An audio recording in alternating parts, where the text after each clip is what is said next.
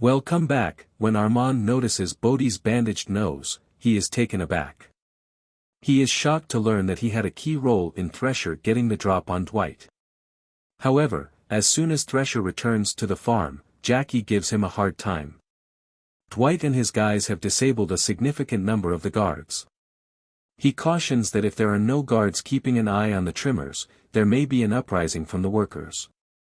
Though he thinks he has everything under control, Thresher just encourages him to calm down.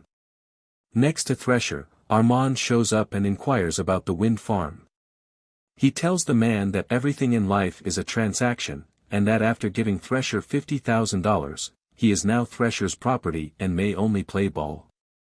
However, Chicky completely forgets he has a gun hidden in his pant leg while talking a big game at the airport, which seems to be the end of this encounter. Naturally, he is detained when the security checks him and discovers it. What a fool. The biggest surprise in Tulsa King Season 2, Episode 6 was unquestionably revealed in the last seconds of the show. Tyson, J. Will, gave the keys to his father Michael Beach, after persuading Dwight to sell him the Navigator.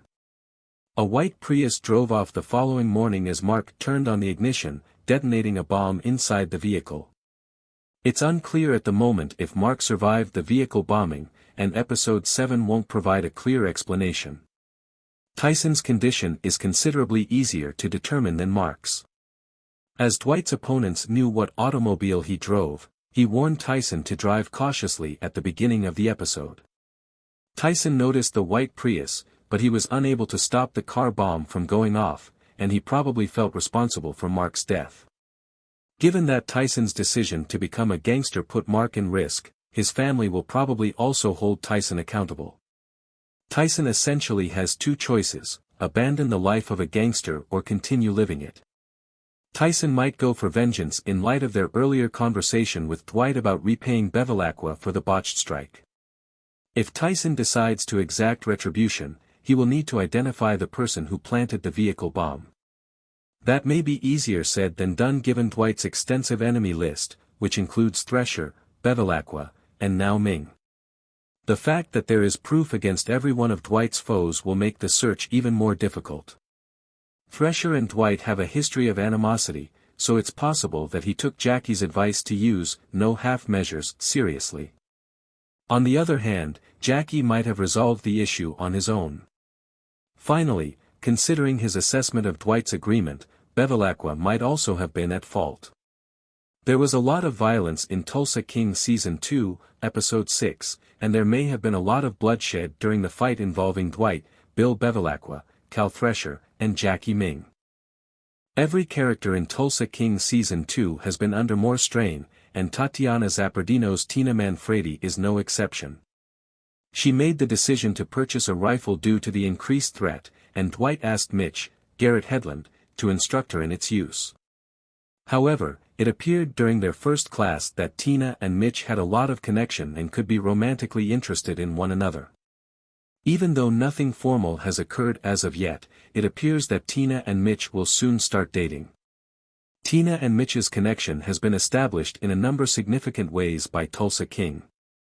For instance, in Tulsa King Season 2, Episode 2, Joanne, Annabella Shora, indicated that she and the twins were experiencing issues, even though Tina's husband had not moved out to Tulsa with them. And Tina said, "Is it just me or is Mitch really good?" as she saw Mitch sing at the Bread 2 Buck. In the most recent episode, Mitch referred to Tina as a beautiful woman. There appears to be a mutual attraction, and Dwight would probably approve of their relationship because he already likes Mitch. In Tulsa King Season 2, Episode 6, Cal Thresher, Neil McDonough, was ultimately addressed by Jackie Ming, Rich Ting, the head of the Chinese criminals, regarding his fixation with Dwight. Thresher clarified that Dwight posed a risk to their marijuana company and was an outsider attempting to profit from it. Jackie then recommended doing away with half measures. Jackie purposely used ambiguous wording, but it was clear what he meant to say: he wants to kill Dwight. Jackie believes that killing Dwight will end all of the issues he has been causing, and he believes that murder is much easier than Thresher's attacks. It was more shocking that Jackie intended to kill Dwight at all than anything that she said in the scene. Dwight has mostly only truly bothered Thresher thus far, although toward the conclusion of Tulsa King Season 2, Episode 5, he also trod on Jackie's toes.